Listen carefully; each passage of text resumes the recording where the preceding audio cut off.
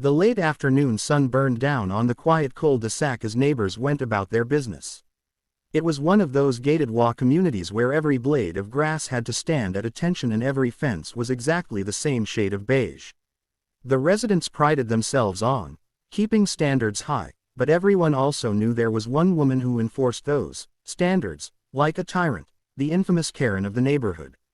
Karen was in her element that day. Clipboard in one hand, phone in the other, she strutted through the rows of identical driveways as if she owned them. She wasn't elected to the HOA board, but she might as well have been. She barked at teenagers for leaving basketballs out, scolded mothers for not rolling in their trash bins quickly enough, and filed violations for anything she considered unsightly. And today, she had a new target. At the far end of the street lived a man named Marcus. A quiet, reserved black man in his mid-30s. Marcus had moved in less than a year ago. He kept to himself, waved politely at neighbors, and never caused any trouble. His house was neat, his yard immaculate, and he was one of the few people in the neighborhood who didn't get fined by the HOA. But there was one thing Karen couldn't stand. Marcus owned a rugged black Jeep, heavy-duty and fitted with reinforced tires, a winch, and dark-tinted windows. To Karen, the Jeep was unsightly, too military-looking, and not appropriate for a family neighborhood. For weeks, she had complained about it at board meetings and on the neighborhood Facebook group. "That Jeep doesn't belong here. It makes the whole street look trashy," she typed furiously one evening. Some neighbors agreed just to stay on her good side, but most rolled their eyes and ignored her. After all, Marcus's Jeep was parked neatly in his driveway, fully registered, and causing no problems. But Karen's obsession grew stronger by the day. On this particular afternoon, Marcus wasn't home. His Jeep sat locked in the driveway, its matte black paint gleaming under the sun. Karen marched past, glaring at it as if it had personally insulted her. She had already filed multiple complaints with the HOA about it, but the board told her the Jeep wasn't violating any rules. That only fueled her fury. If the HOA wouldn't do something, she decided, she would take matters into her own hands. She stood on the sidewalk, scanning the street to make sure no one was watching. A couple of kids rode bikes down the block, and a man watered his lawn, but no one seemed to be paying attention to her. Karen leaned closer to the Jeep, inspecting it. Her eyes fell on the heavy-duty padlock securing a steering wheel club inside, visible through the tinted glass. To her, this wasn't security, it was proof Marcus didn't belong here. Why would a normal resident need a vehicle locked up like that? In her mind, she convinced herself that Marcus was up to something shady. Maybe he was hiding stolen property in the Jeep. Maybe he was dealing drugs. Her imagination spiraled, and with it, her self-righteous sense of duty. "This ends today," she muttered to herself, setting her jaw. Karen stomped back to her house, grabbed a bolt cutter from her garage, the same one she used to trim her rose bushes when the HOA landscapers missed a branch, and marched back toward Marcus's driveway with the tool hidden inside a reusable grocery bag. Her pulse raced, but in her mind, she was a hero defending the neighborhood from unfit elements. She crouched by the Jeep, pulled out the bolt cutter, and clamped it around the lock. The steel was thick, and it took every ounce of her strength, but with a loud snap, the padlock gave way.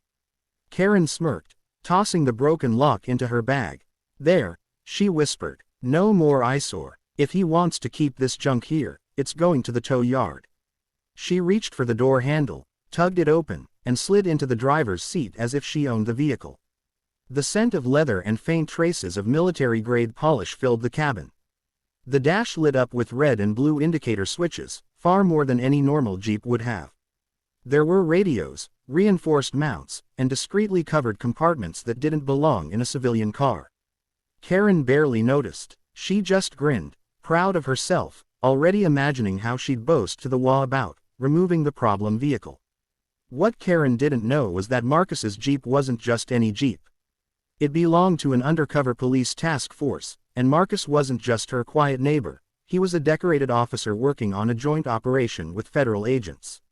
The Jeep was specially outfitted with surveillance equipment, encrypted communications, and reinforced modifications that cost more than Karen's entire house. It wasn't just a car. It was government property. As Karen fiddled with the gearshift, trying to figure out how to start it. She was oblivious to the small blinking red light on the dashboard. The moment she broke the lock and sat in the driver's seat, a silent alarm had triggered. Within minutes, the task force's command center received an alert: vehicle breach detected. 2 blocks away, an unmarked SUV with tinted windows roared to life. Inside were 3 members of Marcus's team, who had been monitoring the Jeep remotely. They exchanged sharp glances, already preparing for a confrontation. Meanwhile, Karen muttered to herself, struggling to find the ignition button. Honestly, who even drives this ugly tank? He should thank me for getting rid of it. Probably thinks he's in some action movie. Well, not in my neighborhood. She slammed her hand on the steering wheel in frustration, accidentally triggering one of the radios. A voice crackled through. Unit 7, confirm status. Breach detected. Karen froze, her face paling. She fumbled with the switches, pressing random buttons, unaware that she had just activated the Jeep's siren system. Suddenly, red and blue lights hidden behind the grille burst to life, flashing wildly across the driveway. The siren wailed through the neighborhood, drawing the attention of everyone within earshot. Neighbors poured out of their homes, confused and startled. Parents grabbed their kids, dogs barked, and within seconds, every eye was on Karen sitting inside Marcus's Jeep with a bolt cutter in her lap and flashing police lights blaring around her. "What the, Karen?" one neighbor gasped. "Are you stealing his car?" Karen's face turned crimson. No, I'm protecting the neighborhood. This thing doesn't belong here. It's a violation," she shrieked, but her words were drowned out by the wailing siren. At that exact moment, the unmarked SUV screeched to a halt in front of the house. 3 men in tactical gear jumped out, weapons holstered but hands ready. The neighbors gasped, whispering nervously. Karen's jaw dropped as the officers approached, their badges glinting. "Step out of the vehicle." One of them barked. Karen froze, her mouth opening and closing like a fish out of water. She had wanted attention, but not like this. The siren, the flashing lights, the crowd of shocked neighbors, it was all crashing down on her faster than she could comprehend. And in that instant, she realized her mistake was far bigger than she ever imagined. The command in the officer's voice sliced through the chaos of the siren, and for the first time in years, Karen hesitated. She had always been the one issuing orders, telling neighbors to cut their lawns, scolding kids for leaving bikes on the sidewalk, berating delivery drivers for parking too long. Now, under the strobing red and blue lights of Marcus's Jeep and with 3 tactical officers bearing down on her, she felt small. Her first instinct was to bluster, to defend herself as she always did. She shoved open the Jeep's door and stepped out, bolt cutter clutched in her fist like a weapon. "Excuse me," she snapped, raising her voice over the siren. "I don't know who you think you are, but this man's Jeep is in violation of our HOA rules. I'm a resident here, and I have every right to enforce community standards." The lead officer, a tall, broad man with steel-gray eyes, didn't flinch. He simply took one step closer and held up his badge. "Federal Task Force," he said firmly. "This is a government vehicle. You just committed a felony." The color drained from Karen's face, but she tried to recover with her usual self-righteous indignation. "Felony? Don't be ridiculous. This is private property. That Jeep was an eyesore. It was bringing down home values. I was doing the neighborhood a favor." The second officer leaned in, his voice sharp. "You cut a government-issued lock and entered a police vehicle equipped with restricted surveillance tech. Do you have any idea how serious that is?" Karen's lips trembled. For once, words didn't come easily. She looked around desperately for support, but instead of nodding neighbors backing her up as they usually did, all she saw were wide eyes, folded arms, and whispers. Parents who used to tolerate her nagging were now shielding their children as if she were dangerous. Phones were raised, recording every second of her humiliation.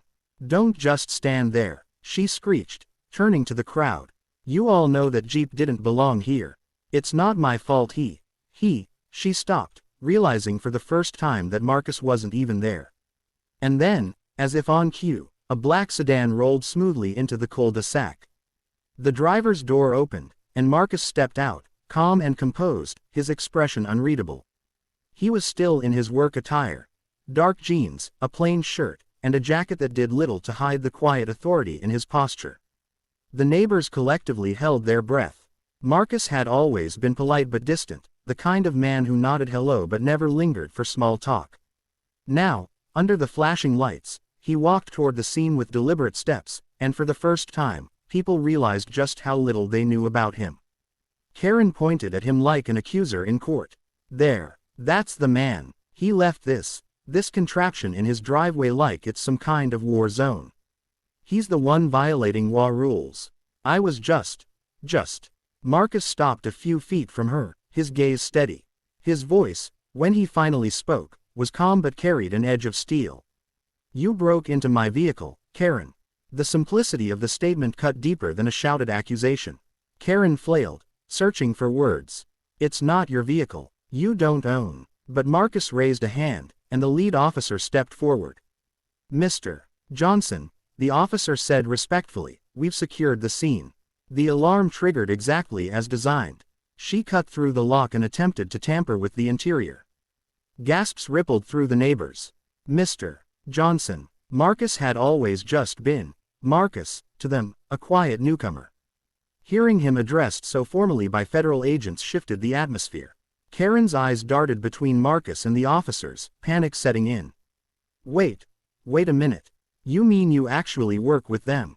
You're, what, some kind of cop? Marcus finally allowed a small smile, though it didn't reach his eyes. Detective. Federal Task Force, assigned to joint operations. That Jeep is outfitted with sensitive equipment. Equipment you just compromised. The realization hit Karen like a punch to the chest. She wasn't just in trouble with the HOA. She wasn't just about to get scolded. She was facing real legal consequences, the kind she couldn't talk her way out of with a smug letter or a phone call to the board. Still, she tried. This is outrageous. I was protecting the neighborhood. Nobody told me. How was I supposed to know? Marcus tilted his head, his calmness more intimidating than any anger. You weren't supposed to know. That's the point of undercover work. But what you were supposed to do was mind your own business. The neighbors chuckled nervously, some hiding smiles behind their hands. Karen turned red, rage and humiliation battling inside her.